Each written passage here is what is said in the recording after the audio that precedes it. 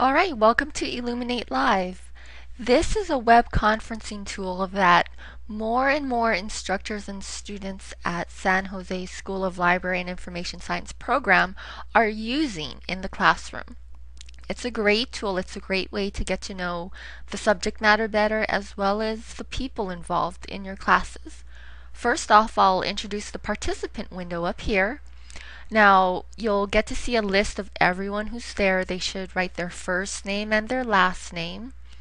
You can do things, you want to be aware of this participant window because you're going to see if people raise their hand by clicking on this button right here.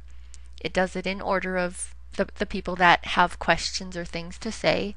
Once your question has been answered, click on it again so that we understand that the answer provided to you was satisfactory.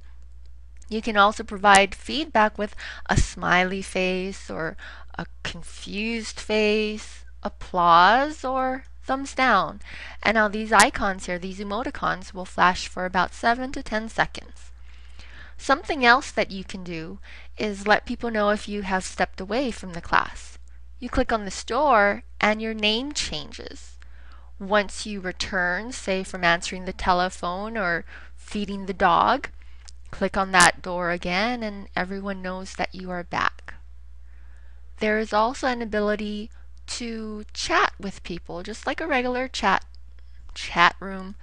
You just go ahead and start typing, click send, and voila, whatever you've written shows up. Sometimes a better way of communicating though is actually being able to hear someone's voice.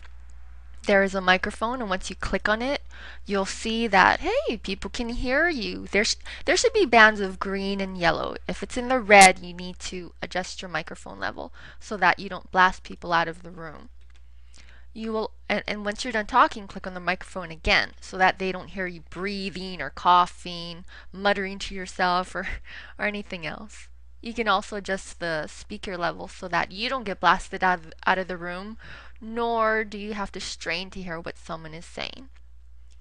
There's also the whiteboard over here, and instructors normally use this area to provide all the information that they have for you. They can upload PowerPoints and use that to help you. There are also different tools that everyone can use. There's an arrow where you can select things so that you can move them around or simply delete them. There's an eraser where you can do the same thing. I'm going to go ahead and erase my objects. There's also some text features, and these two are slightly different, but I won't go into how they're different right now. Now notice that if you select the text tool and some of the other tools, down at the bottom of your screen, you get different options. You can select the color of your text. You can change it around. You can change what kind of, how it's going to look. Oh, let's see, you can change the size of the font as well as if you want it in bold, italicized, or underlined. Ooh, it's kind of hard to see. Bold, italicized, or underline. Alright, so let's go back up here.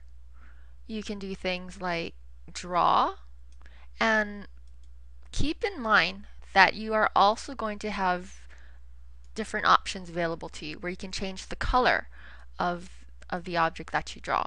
You can change the size of the line. Oh, let me use the arrow to select what I want changed. There we go.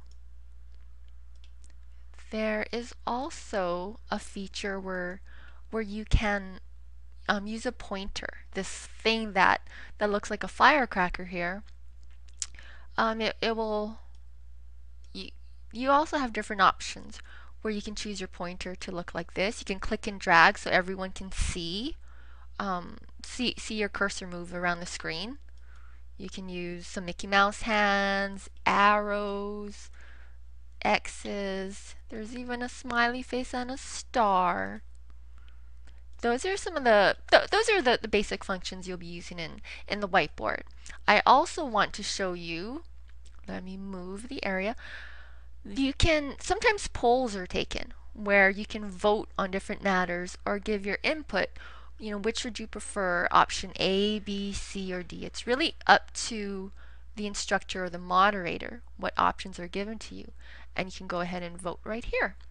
You can change your vote until the instructor has frozen everything.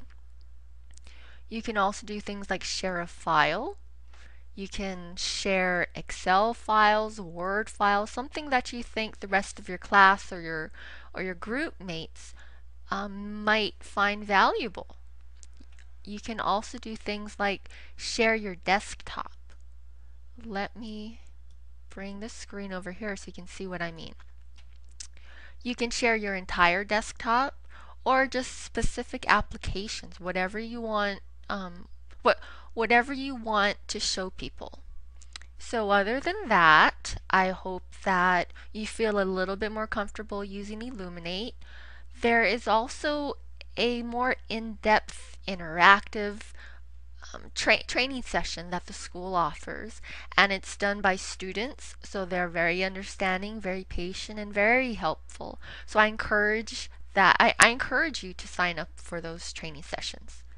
We'll have fun studying and have fun in Elluminate.